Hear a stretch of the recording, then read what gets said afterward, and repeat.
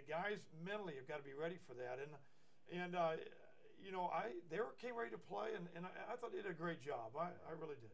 Well, as we go further on, I notice on the screen we have our phone number for call-ins for those that have questions for the coach, sports-related questions. It's in the studio live 254-7820. Also, you can send an email to us in the studio here at sportsoundoff@aol.com. It looks like we got our first question, Coach. Let's see what we have here. Caller, go ahead. You're on the air with Sports Sound Off. Hey, can you hear me okay? I can hear you just fine. Go ahead. Hey, Coach Jason Maloof, how you doing?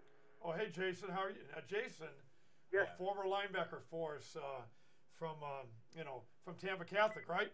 Yes, sir. That's right.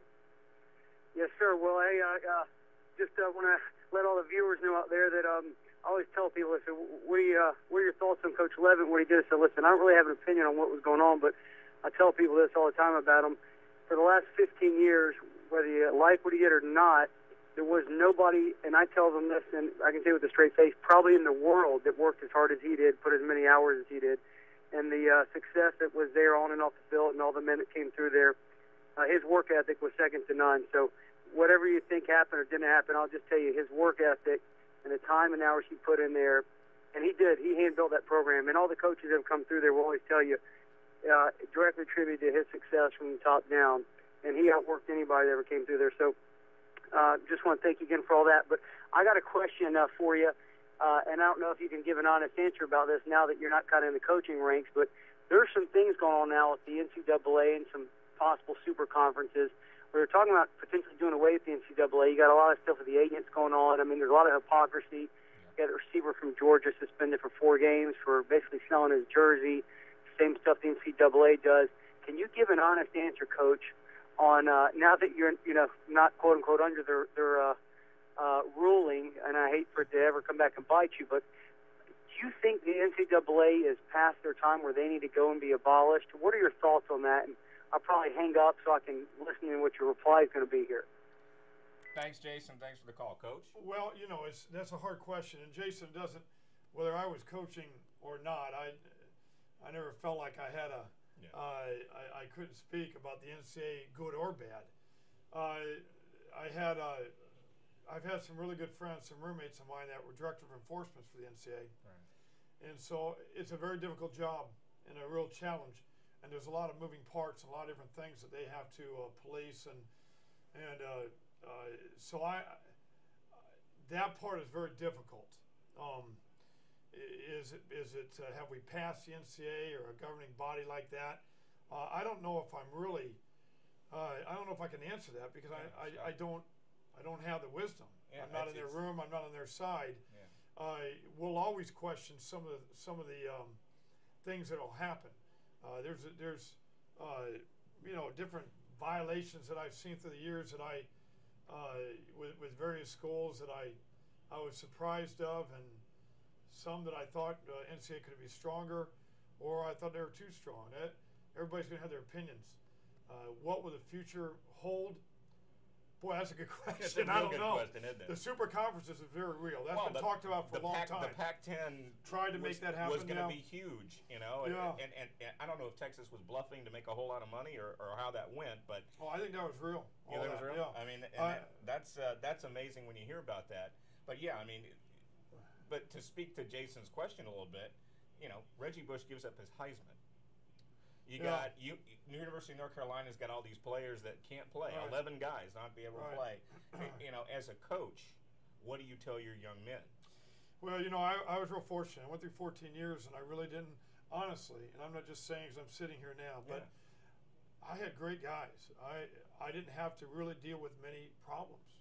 Yeah. It was a very, it was really a unique situation because when I was at Kansas State or different places, we had more.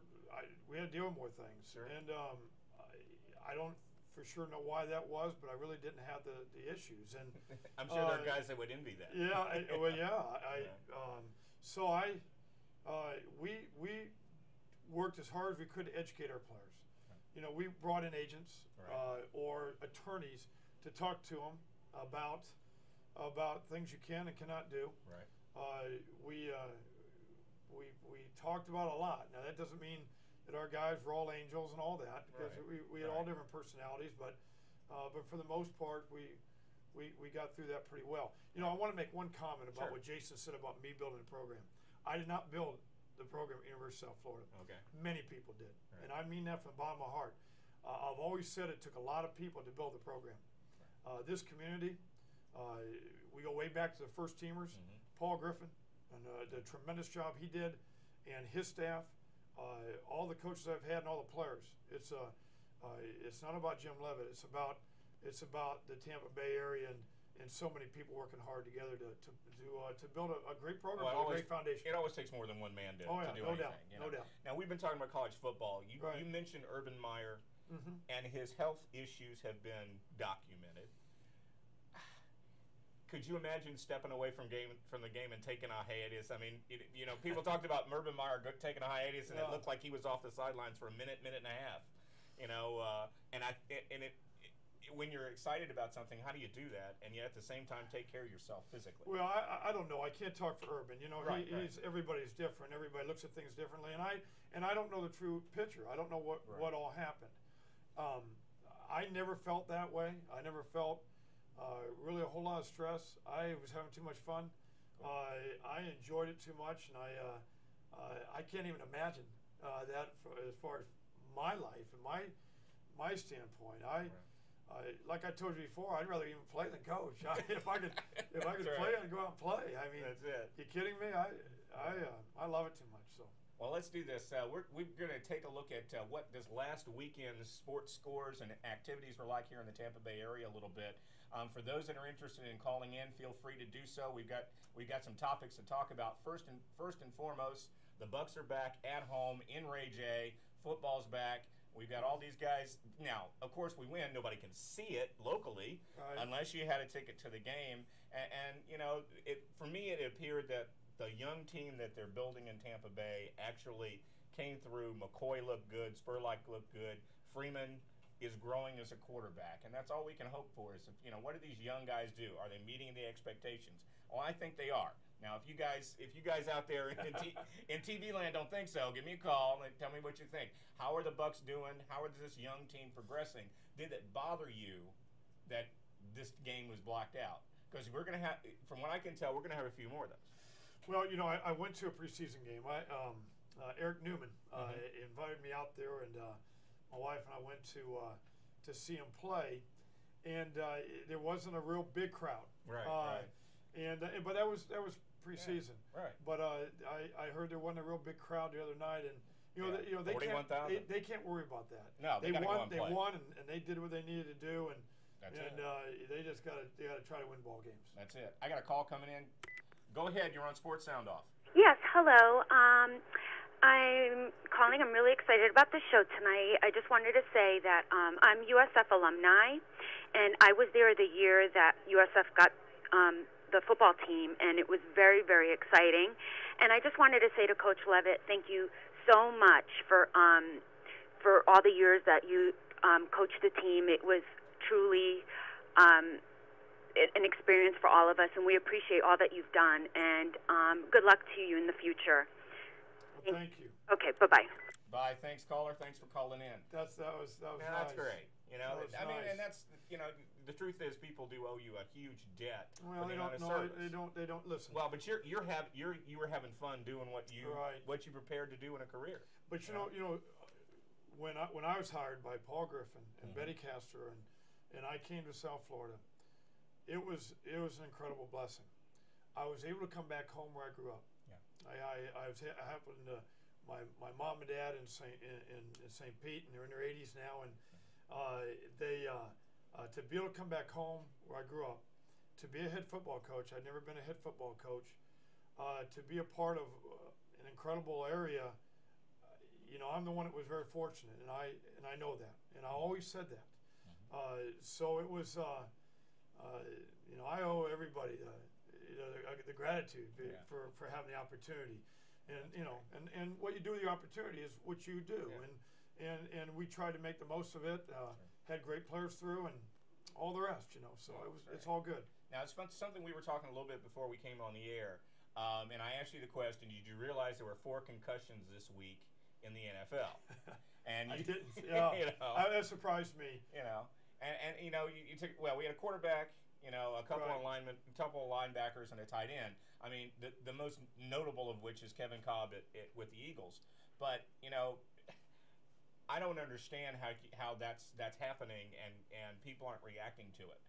Well, you know, the last 2 years, it has really been the topic. Mm-hmm. You know, as far as, because even the medical staff, trainers, it's very hard to understand the brain, the head.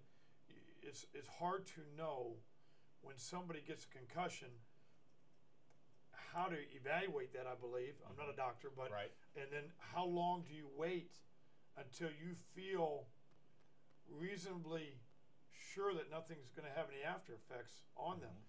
And I don't know whether our medical community has become better, which I know they have, more educated, which I know they have.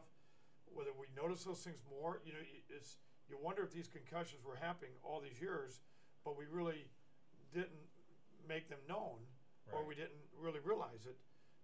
To have 4 in one day seemed, that's why I was surprised. But it is very serious. The life of a young man is nothing bigger than that, and you've got to be extremely cautious. So you take all measures to make sure that those things are preventative, with the helmets and all the things we're doing there. These guys are big, they're strong, they're fast. The game is, you got 300 pounders that can run physical, 4.8. you know. And in a way, I'm surprised maybe that these things didn't happen more. You know, I had a concussion. I remember when I played at one time at Missouri. We were playing Illinois. This is way back in the 70s, so it was quite a while ago. And but you know, I got back in there and went right away. And you